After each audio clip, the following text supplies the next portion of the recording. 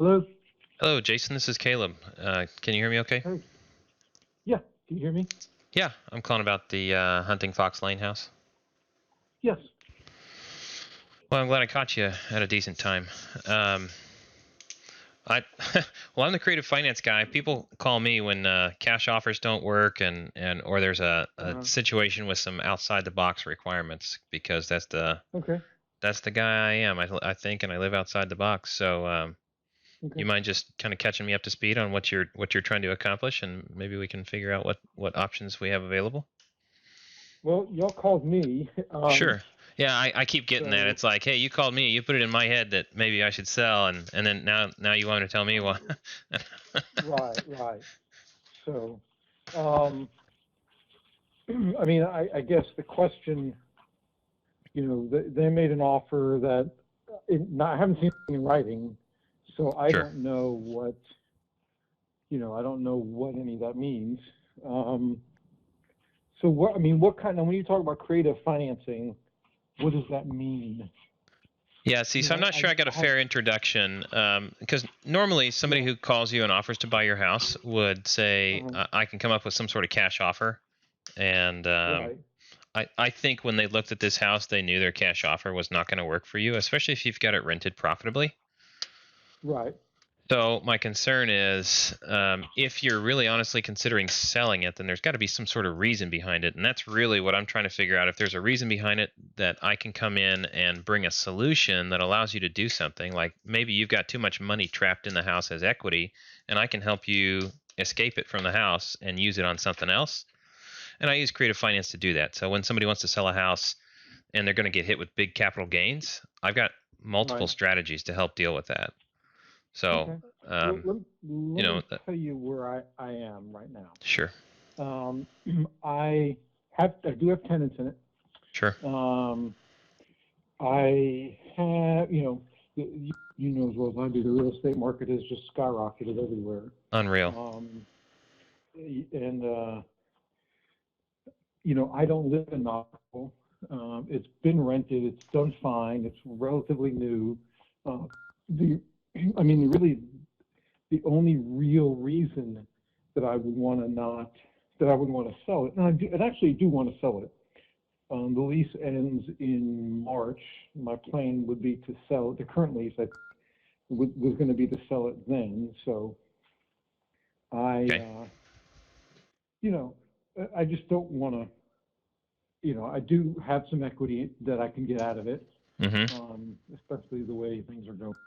Um, I would owe capital gains because I haven't lived in it in years. Um, Okay. the truth, I don't have to sell it. Right. Um, I have other things I could do with the cash when I do sell it. Right. Um, I don't live there, so if I could sell it now, and that would certainly be, for a reasonable amount of money, and save the capital gains and save the realtor fees and all those closing cost stuff and Oh, definitely. that kind of stuff, and Yeah. then sure. So Oh, it looks like they did make an offer, didn't they? 650,000 yeah, cash. Uh, right, yeah. yeah. Where do you think it needs to be? Um, well, here's what I'll tell you. I mean, I'll be honest. Like, they kind of called me out of the blue, so I Sure. hadn't really had a chance to figure it out. I kind of haven't. I'm not even sure exactly how much I want it right now. I looked at it several months ago, probably 5 or 6 months ago, so I don't know exactly where I am. Um, I know that about a year ago, before we had these current tenants, we were going to list it for about 9, if I'm not mistaken, maybe 850. Let's see. Um, If I'm looking at the history, I've got a listing date of 12/3/2019 listed at 639. uh, yes, and then it got rented, Okay. and then I'm trying to remember, we were going to list it again. Then the market started going way up, and we were Yeah. going to list it. I think we had different tenants at that time. Okay. So, we did have it for sale. Yeah, at that time, and then we got the tenants to come in. These new tenants. Let me think. Yeah, something like that. But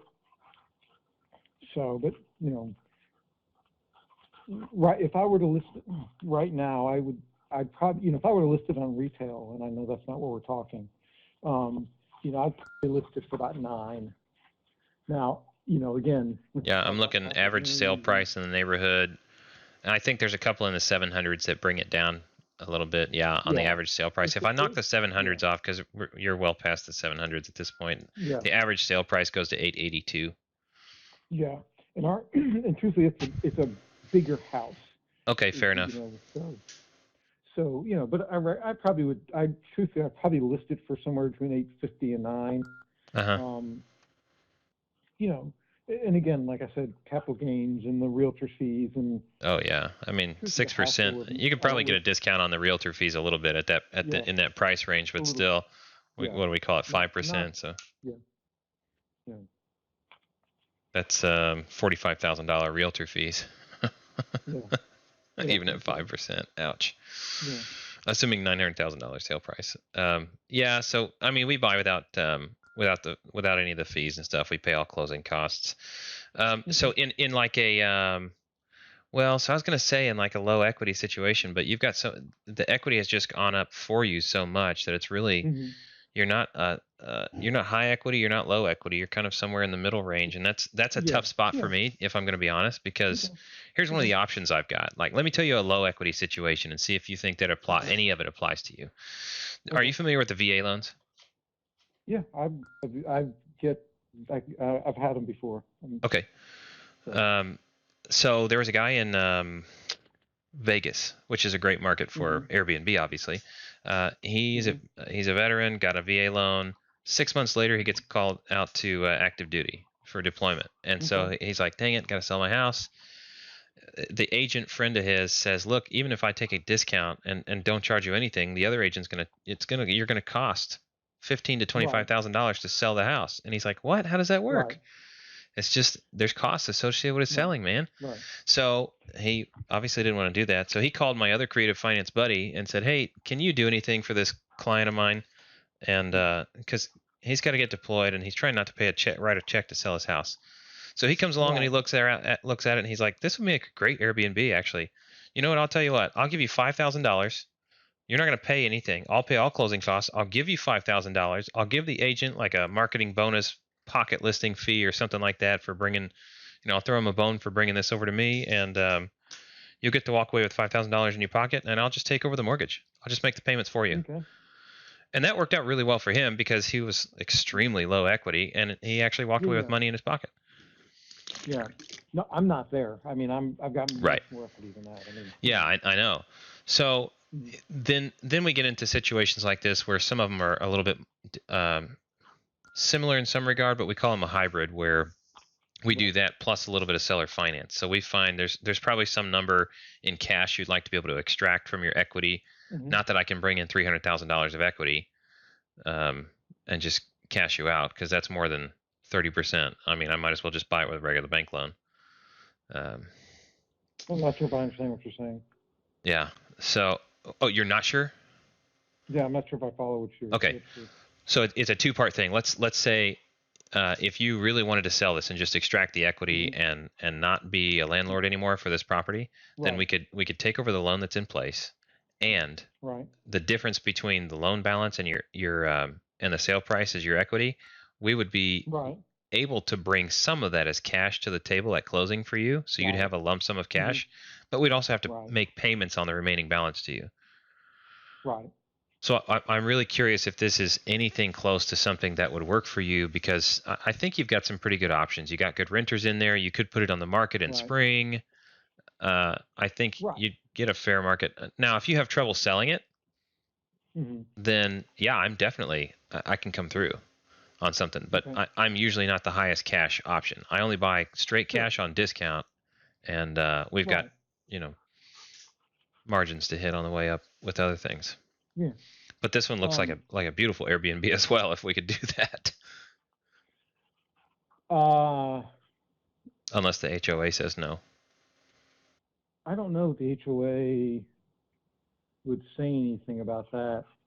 Let me ask you, so, so you would pay me a lump sum of cash and then just assume the loan? Is that what you're saying? Yeah, I want to be careful and not actually say that we would assume the loan.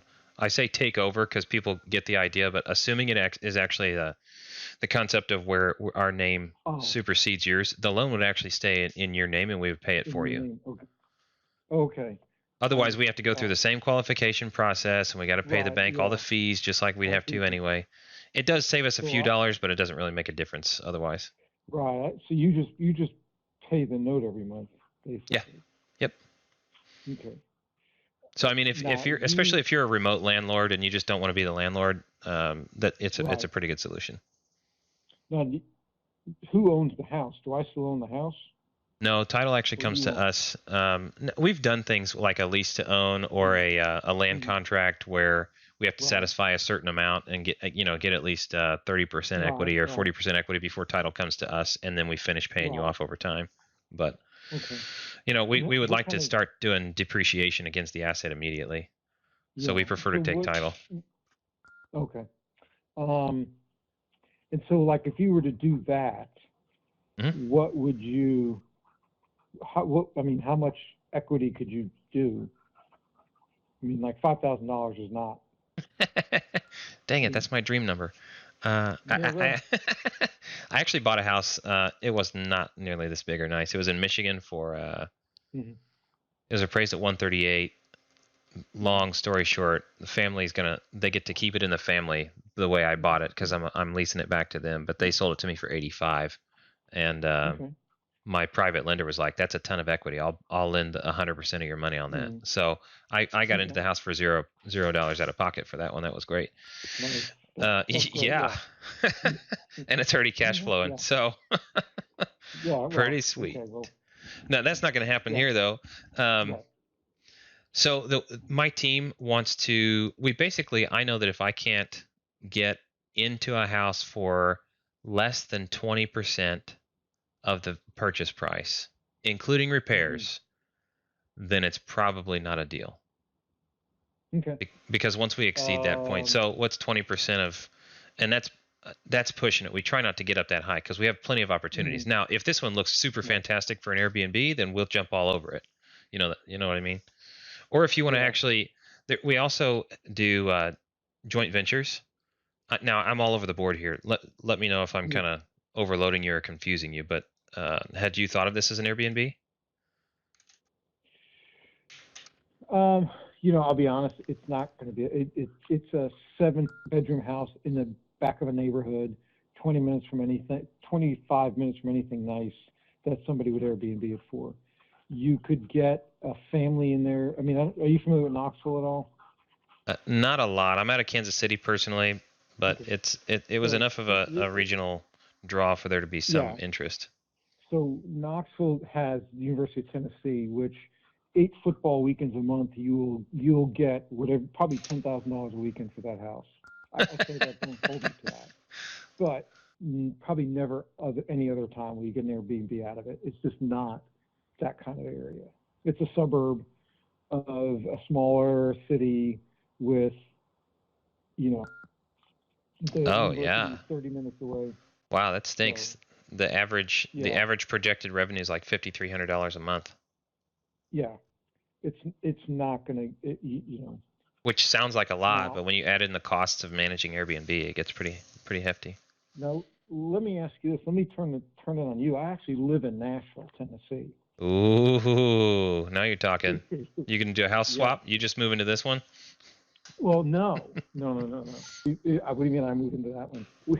Um, I mean,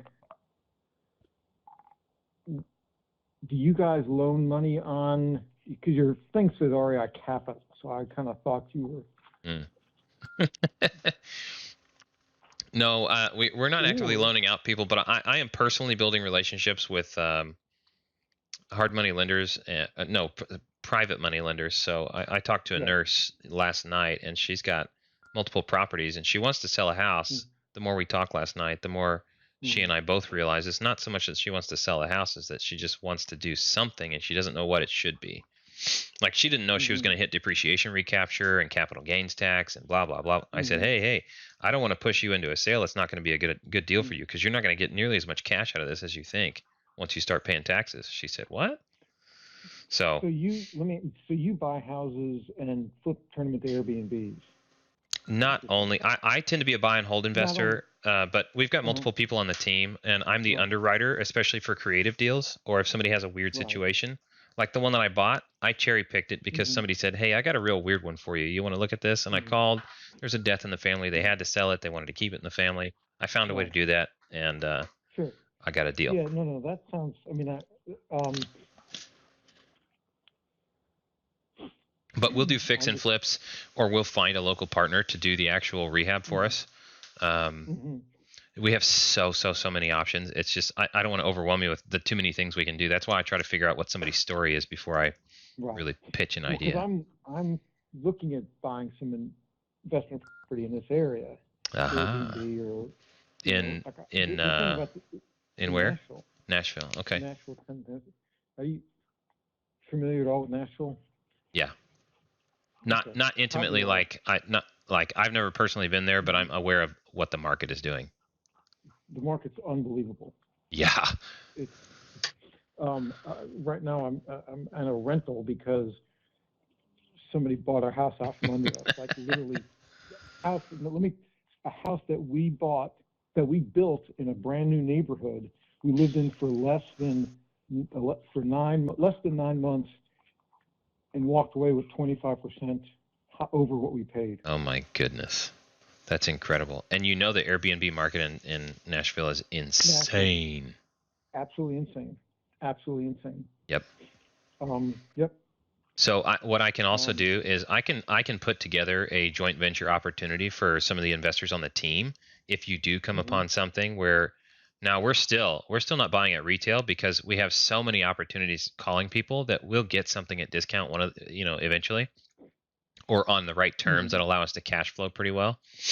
So it's not like we're going to be shopping the MLS for a deal, but we could put together a joint venture team where it's a limited partnership or an LLC with limited members and a managing member, etc. And everybody kind of basically just gets their take out of it if we crowdfund it. Okay. And my group has a guy. So our group, the private community that I joined was pretty pricey, but it's a great community, and we're extremely protective of who's in the group. And out of 2,600 people, there's only. No, I'm not trying to be exclusive, like you can't come in. I'm just saying I'm connected to a lot of really, really good people. They're vetted. Out of 2,600, I think 18 have ever been kicked out because they're screened before they come in. And then if anybody does anything with a hint of shadiness to it, they get kicked out, and they literally have no legal claim to come back in. So everybody's like tip top, super nice. And your investor. Yeah, our investor crew. And one of our guys is just like the king of Airbnb, and he charges a flat 20%, and he'll get it furnished and everything in startup costs. If we find a nice property, he'll analyze. We do an initial analysis to make sure it's what it's supposed to be. Call him in, and he'll fly out there, furnish it, set it up. We never have to know it, never have to see it, and he's the one that ran the one out of Las Vegas, and that's getting my other buddy checks between $4,000 and $12,000 a month after expenses. Okay. So let me ask you this: how does that work? Does that say I find something here in Nashville that would be a good Airbnb? Sure. Then what? Are you looking to let's say you find something off market? Yeah. Or even on market. I mean, find something that needs to be turned over. Something. Well, if you're finding something on market, we're going to take a little bit of time to get the group together. Hmm. I mean, if there's a good pro forma, there's a good pro forma. But I still have to get people on the Right. same page, and they have to mobilize funds. Now Yeah. I have four private lenders on deck personally for me, and I'm trying to build more relationships with private lenders. But I've got a couple $100,000 of capital ready, um, and they're excited to jump in on a performing Airbnb, Right. either as partners or as lenders at like 8 to 10%. Oh, But yeah, yeah. so let's say if you found a property, we do you can call me. We'll do an Airbnb analysis, a pro forma, real quick, Hmm. Right. and then we just look for some cash investors that are going to join us on it, or private lenders who will lend us enough to do the down payment. Got it. Got it. Okay. And I always factor in the property management and everything, and I go for the low to mid average of the projected revenue for all my Mm-hmm. projections, and if it cash flows at that point, I know our Airbnb king, he can beat Can get those it done. numbers pretty easily. So I do all my Okay. pro forma on the real conservative stuff. So the process would be you find something you like, you call me or send it to me, and we'll look at it. And if it looks like it's got good cash flow and cash on cash return on investment, then we Right. say, okay, who wants to jump on this thing? Let's put together. Well, I've got a legal team that we can jump on with and build a the right entity structure to buy it. so, because I'll tell you the market in Nashville, right? So, like I Mhm. said, we moved out of our house, got this house. We have put offers in on 6 houses and lost all of them.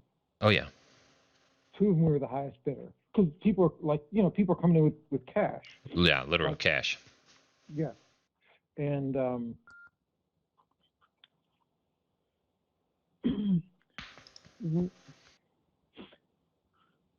okay. Um, and right, so okay, I understand that all makes good sense. Um, all right, well, let me do this. Regarding the house in Knoxville, I don't think.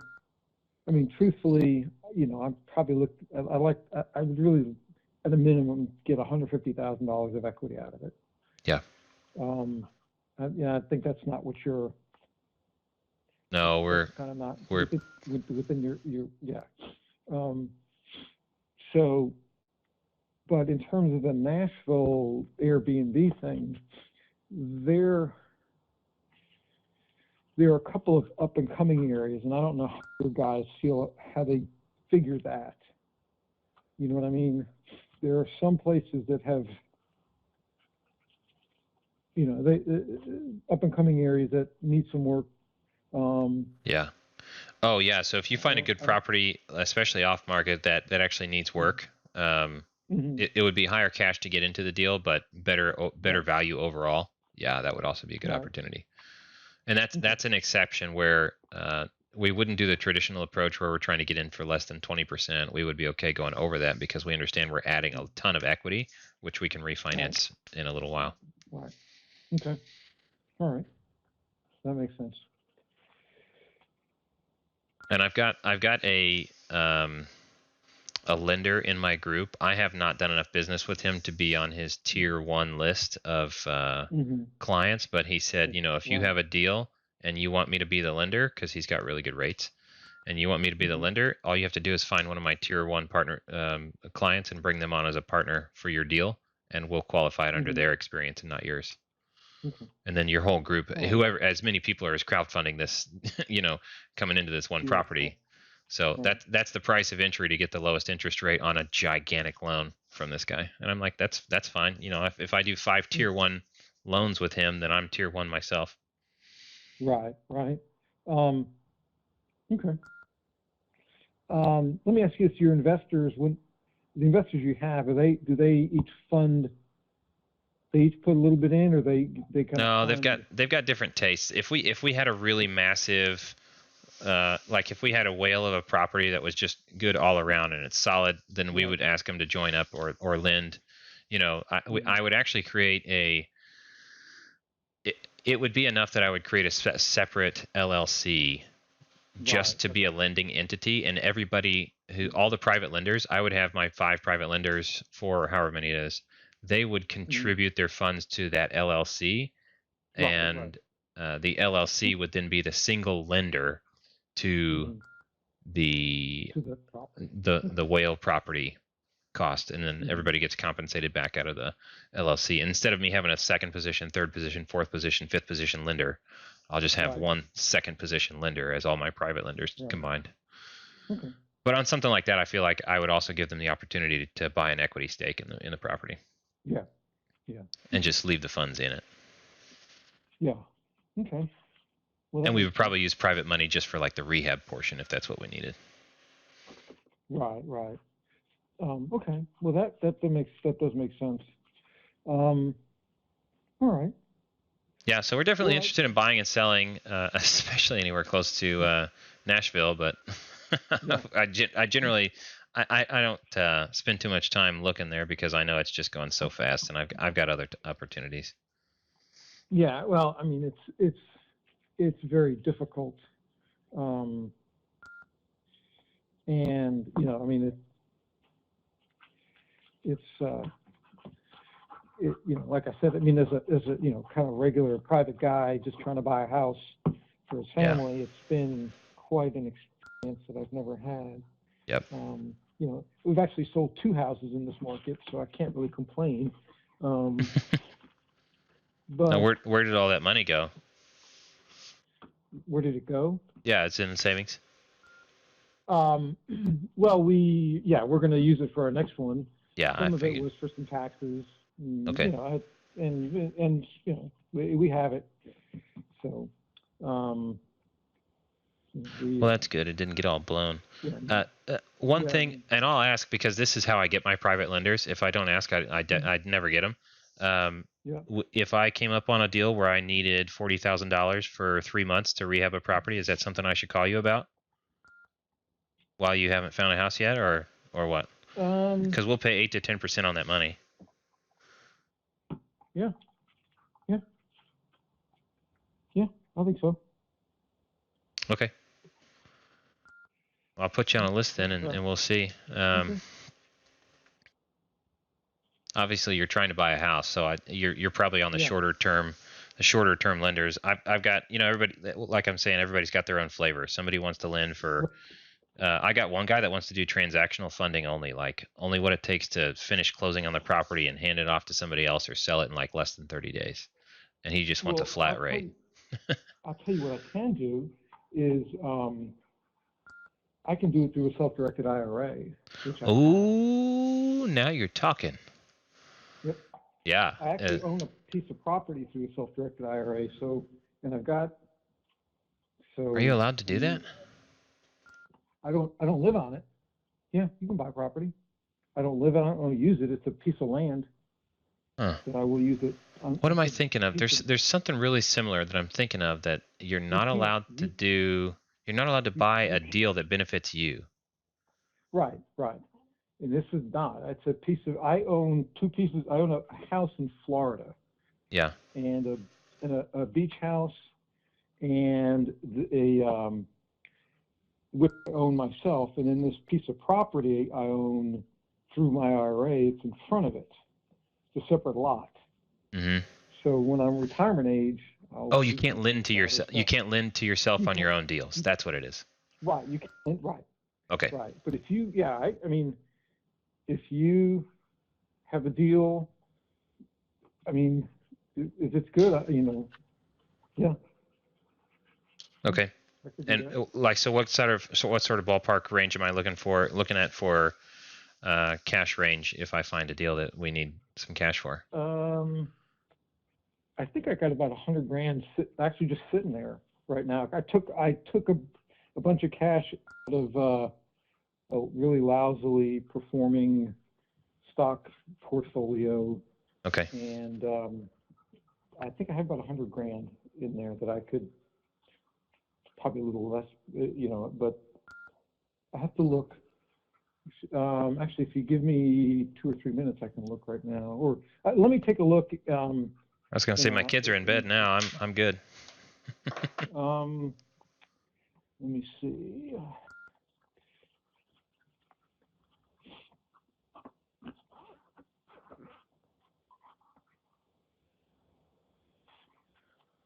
I mean, for 8 to 10%, I can. I've done other things. Trust me. Well, and that's where if it's in the self-directed IRA, you're more likely to want it in there for 12 to 18 months at a time, huh? I'll be honest. I don't. It doesn't matter. Okay. Yeah, we've had some people that are like, no, I don't want these little 3-month deals. I want my money deployed. And then there's other people who are like, I like to see it come back, and I'd rather do another deal in 3 months. It's more work for me, but not that much work. Let me. Yeah. See how much. And truthfully, if this turns out to be a decent thing, then I can contribute, put some more cash in there. I'm not against that. Sure. Let me see a second.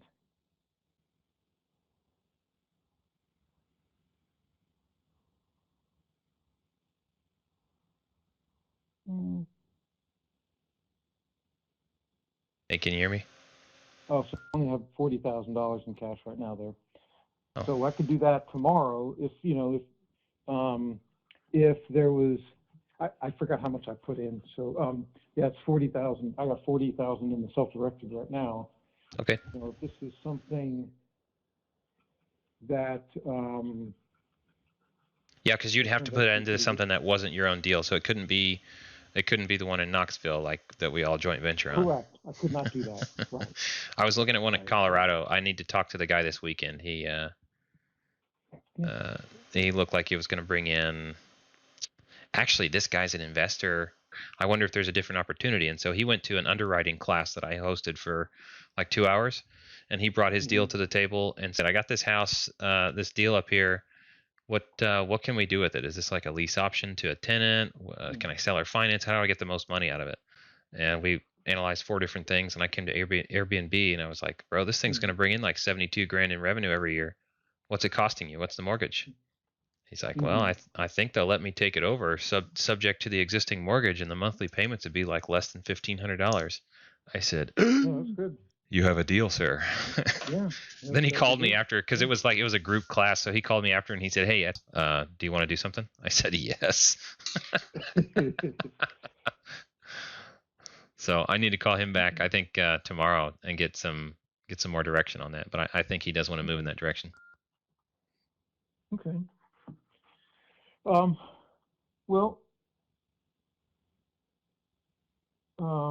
Okay. Well, yeah. I mean, definitely, I would definitely be very interested in that. Right now, I've just got it kind of sitting in this, and I could do it with other money too. I'll be honest. I'm a physician, and the first piece of advice an attorney gave me when I started buy real estate. Well, he said don't keep a lot of cash. Oh, yeah, okay. Get sued. People, so I have we've bought and sold personal houses and have a couple so I haven't done a whole lot of. I've done a couple of crowdfunding, couple $1,000 here, a couple $1,000 there. Yeah, I tried those. It's kind of weird. I'll tell you the best place to do it: Europe. Really? Yeah. Never had a default. Huh. Interesting. And the other thing is, if anything ever happens to the dollar, you're in euros. That's true. Just a little. I mean, I don't have much. I have maybe 20 or 30 grand and a couple $1,000 here, a couple $1,000 there. But yeah. And the Europeans, most of them, they have a lot tighter control over if people default, that kind of stuff. But yeah. Anyway. I think we're a little too permissive here. Yeah. Okay. Well, what do you want my next step to be here between you and I?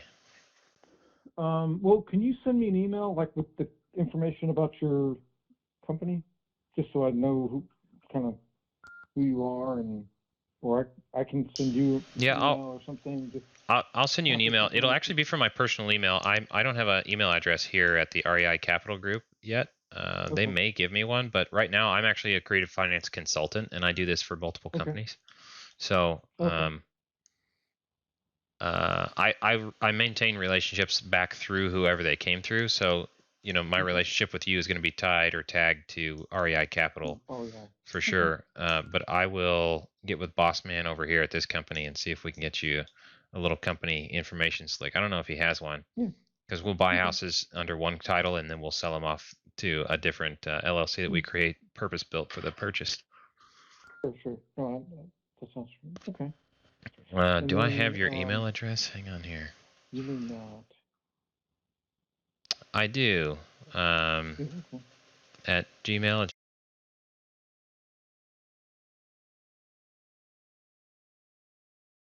Got it. GE. Okay. Yeah, I'll send you an email. It'll be from my personal Gmail account, and Okay. then I'll be the Caleb, the creative finance guy, and we can chat. I'll include my cell phone as well. Sounds good. Sounds good. Okay. Okay. I'll let you know what I find out about that Colorado Airbnb. Okay. Sounds good. All right, man. Well, it's been a pleasure talking. All right. Yeah, you too. You too. I appreciate the call. Thanks. See ya. All right. Take care. Bye-bye.